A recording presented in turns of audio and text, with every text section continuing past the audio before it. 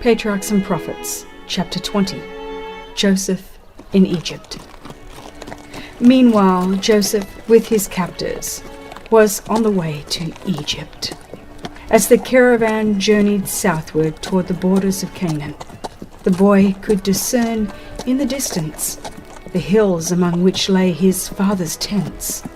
Bitterly he wept at thought of that loving father in his loneliness and affliction. Again the scene at Dothan came up before him. He saw his angry brothers and felt their fierce glances bent upon him. The stinging, insulting words that had met his agonized entreaties were ringing in his ears. With a trembling heart, he looked forward to the future. What a change in situation from the tenderly cherished son to the despised and helpless slave. Alone and friendless, what would be his lot in the strange land to which he was going? For a time Joseph gave himself up to uncontrolled grief and terror. But in the providence of God, even this experience was to be a blessing to him. He had learned in a few hours that which years might not otherwise have taught him. His father, strong and tender as his love had been, had done him wrong by his partiality and indulgence. This unwise preference had angered his brothers and provoked them to the cruel deed that had separated him from his home. Its effects were manifest also in his own character. Faults had been encouraged that were now to be corrected. He was becoming self-sufficient and exacting. Accustomed to the tenderness of his father's care, he felt that he was unprepared to cope with the difficulties before him in the bitter, uncared-for life of a stranger and a slave. Then his thoughts turned to his father's God. In his childhood, he had been taught to love and fear him. Often in his father's tent he had listened to the story of the vision that Jacob saw as he fled from his home an exile and fugitive. He had been told of the Lord's promises to Jacob and how they had been fulfilled. How, in the hour of need, the angels of God had come to instruct, comfort, and protect him. And he had learned of the love of God in providing for men a Redeemer. Now, all these precious lessons came vividly before him. Joseph believed that the God of his fathers would be his God. He then and there gave himself fully to the Lord, and he prayed that the keeper of Israel would be with him in the land of his exile. His soul thrilled with the high resolve to prove himself true to God, under all circumstances to act as became a subject of the King of Heaven. He would serve the Lord with undivided heart. He would meet the trials of his lot with fortitude and perform every duty with fidelity. One day's experience had been the turning point in Joseph's life. Its terrible calamity had transformed him from a petted child to a man, thoughtful, courageous, and self-possessed. Arriving in Egypt, Joseph was sold to Potiphar, captain of the king's guard, in whose service he remained for 10 years. He was here exposed to temptations of no ordinary character. He was in the midst of idolatry. The worship of false gods was surrounded by all the pomp of royalty, supported by the wealth and culture of the most highly civilized nation then in existence. Yet Joseph preserved his simplicity and his fidelity to God. The sights and sounds of vice were all about him, but he was as one who saw and heard not. His thoughts were not permitted to linger upon forbidden subjects. The desire to gain the favor of the Egyptians could not cause him to conceal his principles. Had he attempted to do this, he would have been overcome by temptation. But he was not ashamed of the religion of his fathers, and he made no effort to hide the fact that he was a worshipper of Jehovah. And the Lord was with Joseph, and he was a prosperous man. And his masters saw that the Lord was with him, and that the Lord made all that he did to prosper in his hand.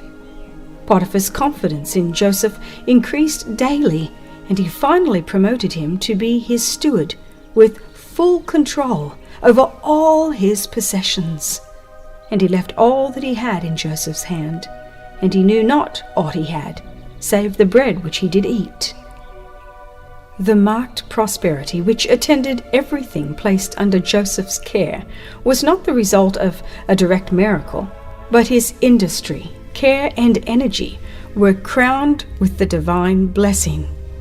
Joseph attributed his success to the favor of God, and even his idolatrous master accepted this as the secret of his unparalleled prosperity. Without steadfast, well-directed effort, however, success could never have been attained. God was glorified by the faithfulness of his servant. It was his purpose that in purity and uprightness, the believer in God should appear in marked contrast to the worshippers of idols, that thus the light of heavenly grace might shine forth amid the darkness of heathenism. Joseph's gentleness and fidelity won the heart of the chief captain, who came to regard him as a son rather than a slave. The youth was brought in contact with men of rank and learning, and he acquired a knowledge of science, of languages, and of affairs, an education needful to the future prime minister of Egypt. But Joseph's faith and integrity were to be tested by fiery trials. His master's wife endeavored to entice the young man to transgress the law of God.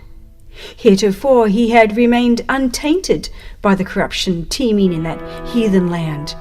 But this temptation, so sudden, so strong, so seductive, how should it be met? Joseph knew well what would be the consequences of resistance. On the one hand were concealment, favor, and rewards. On the other, disgrace, imprisonment, perhaps death. His whole future life depended upon the decision of the moment. Would principle triumph? Would Joseph still be true to God? With inexpressible anxiety, angels looked upon the scene.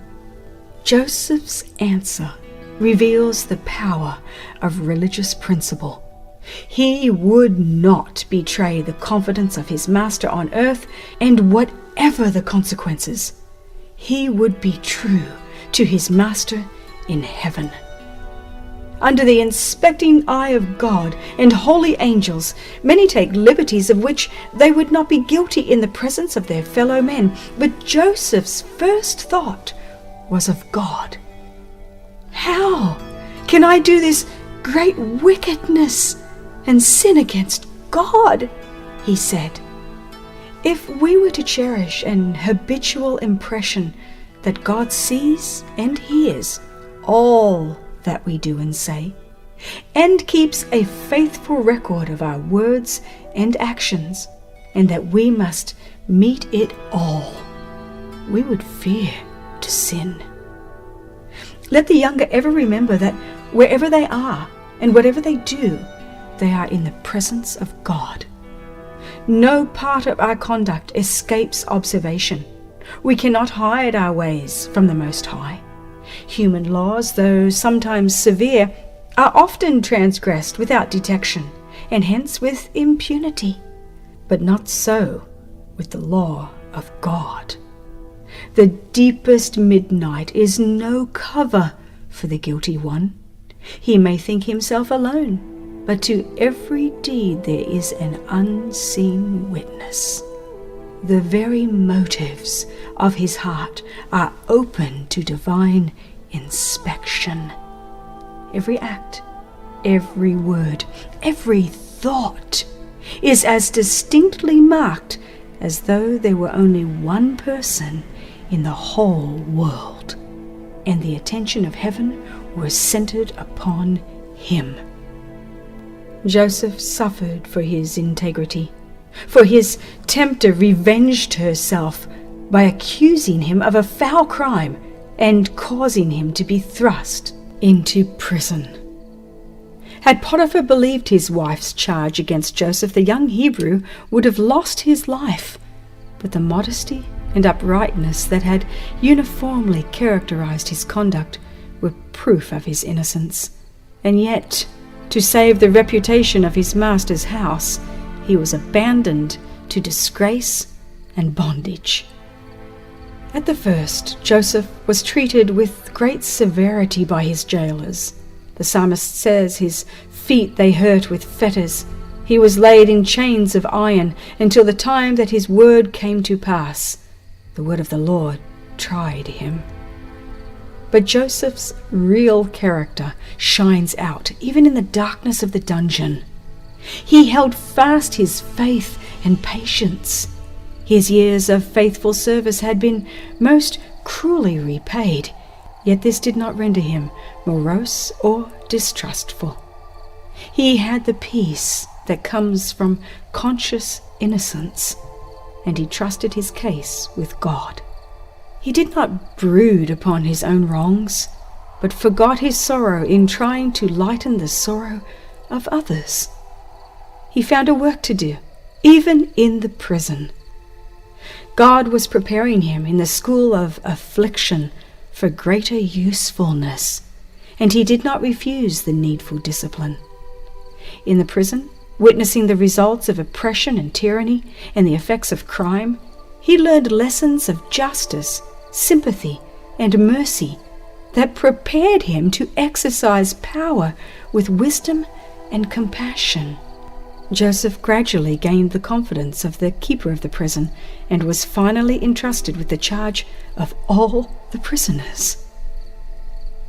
It was the part he acted in the prison, the integrity of his daily life, and his sympathy for those who were in trouble and distress that opened the way for his future prosperity and honor.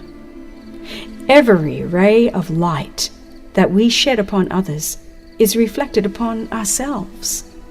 Every kind and sympathizing word spoken to the sorrowful, every act to relieve the oppressed, and every gift to the needy, if prompted by a right motive, will result in blessings to the giver.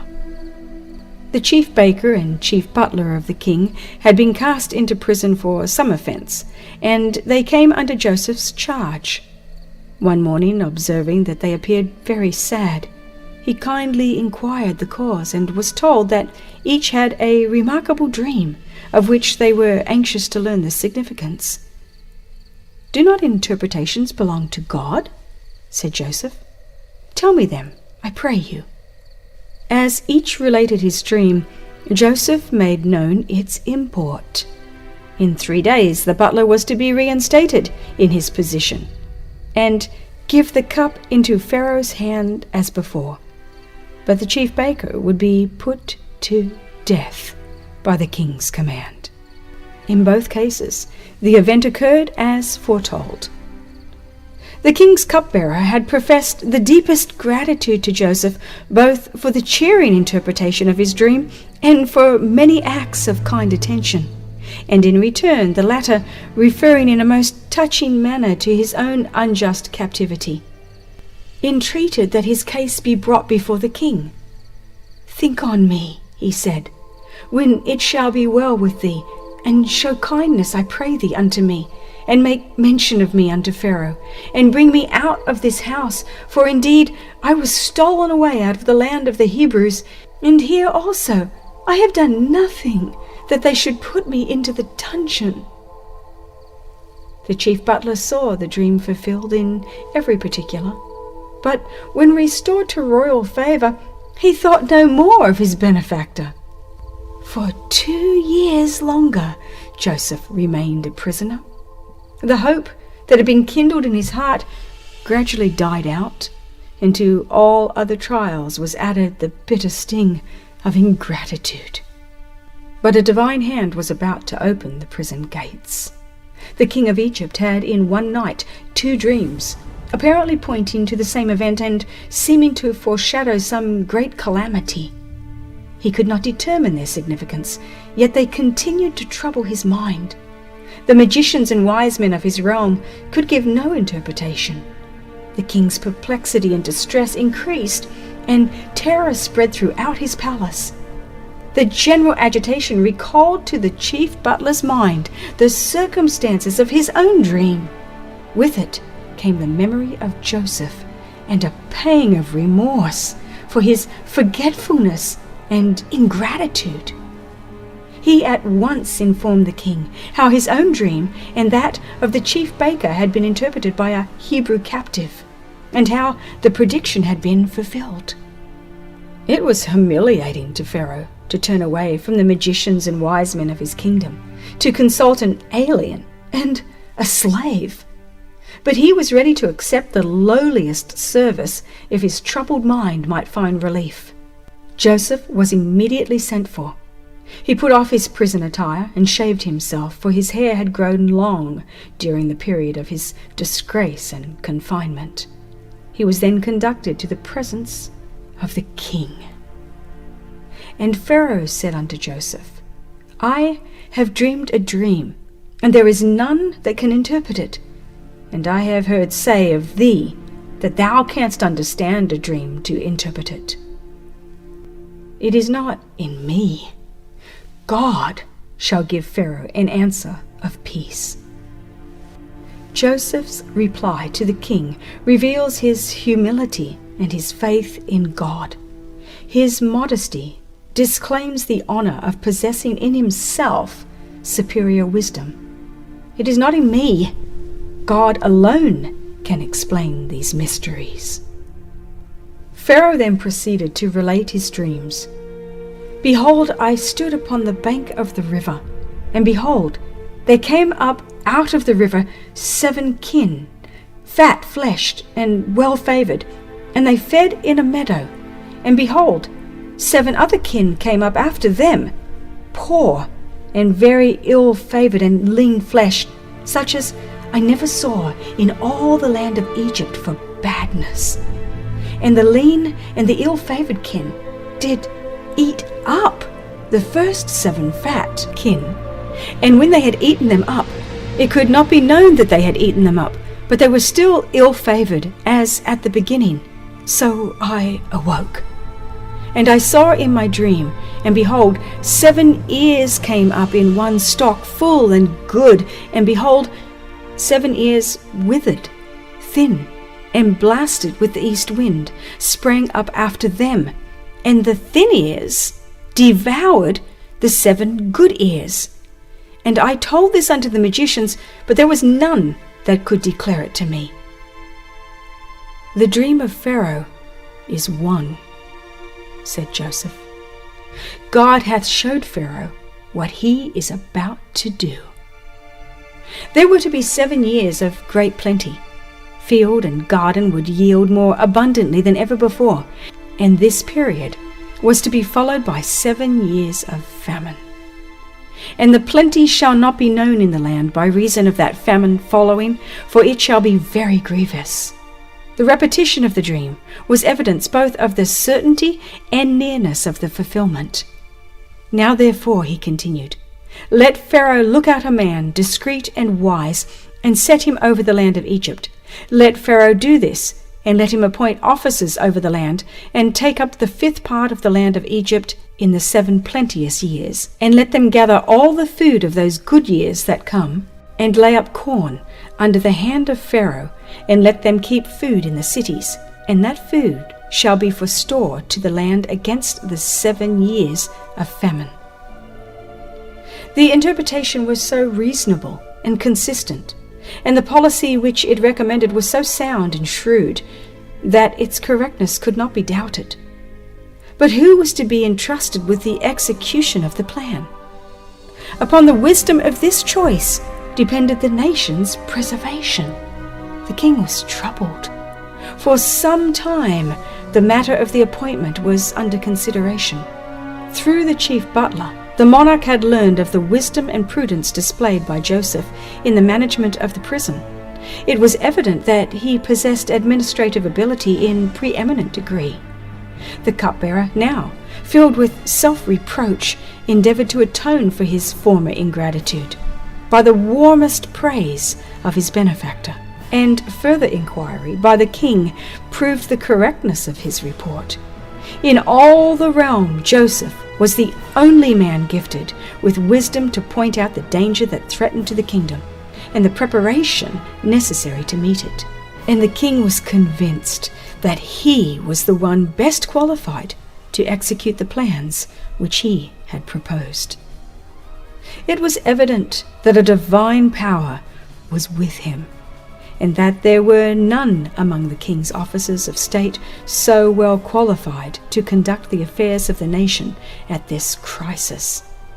The fact that he was a Hebrew and a slave was of little moment when weighed against his evident wisdom and sound judgment. Can we find such a one as this is, a man in whom the Spirit of God is? Said the king to his counselors.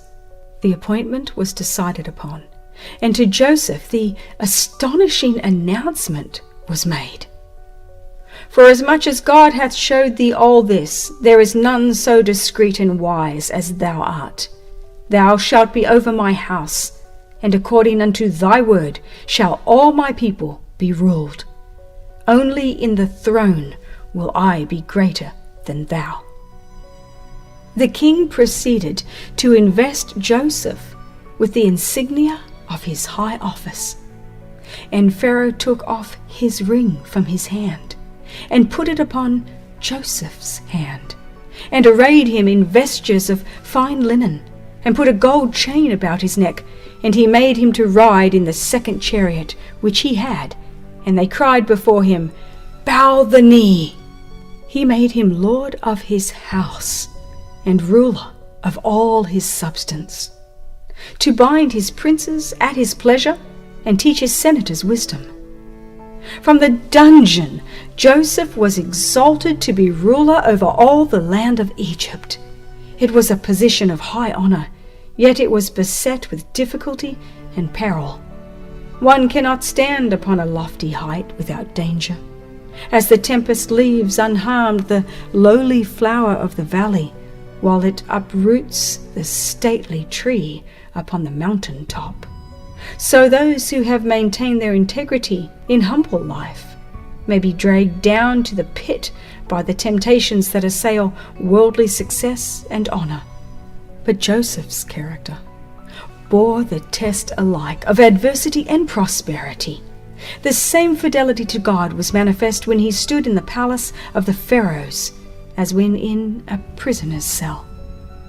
He was still a stranger in a heathen land, separated from his kindred, the worshippers of God, but he fully believed that the divine hand had directed his steps, and in constant reliance upon God, he faithfully discharged the duties of his position. Through Joseph, the attention of the king and great men of Egypt was directed to the true God, and though they adhered to their idolatry, they learned to respect the principles revealed in the life and character of the worshipper of Jehovah. How was Joseph enabled to make such a record of firmness of character, uprightness, and wisdom? In his early years, he had consulted duty rather than inclination, and the integrity, the simple trust, the noble nature of the youth bore fruit in the deeds of the man. A pure and simple life had favored the vigorous development of both physical and intellectual powers. Communion with God through his works and the contemplation of the grand truths entrusted to the inheritors of faith had elevated and ennobled his spiritual nature, broadening and strengthening the mind as no other study could do. Faithful attention to duty in every station, from the lowest to the most exalted, had been training every power for its highest service. He who lives in accordance with the Creator's will is securing to himself the truest and noblest development of character. The fear of the Lord, that is wisdom, and to depart from evil is understanding.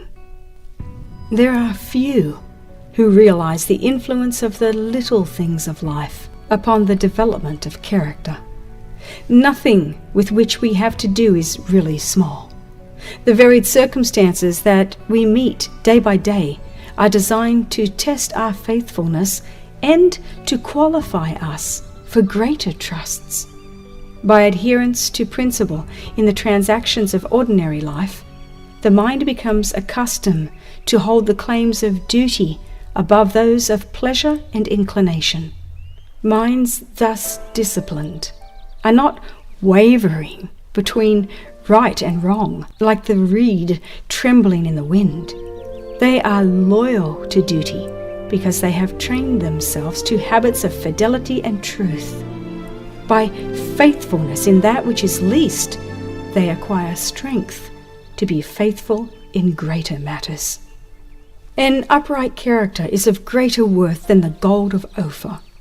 Without it, none can rise to an honorable eminence. But character is not inherited. It cannot be bought. Moral excellence and fine mental qualities are not the result of accident.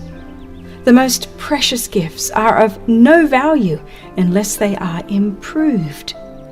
The formation of a noble character is the work of a lifetime and must be the result of diligent and persevering effort.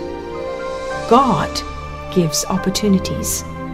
Success depends upon the use made of them.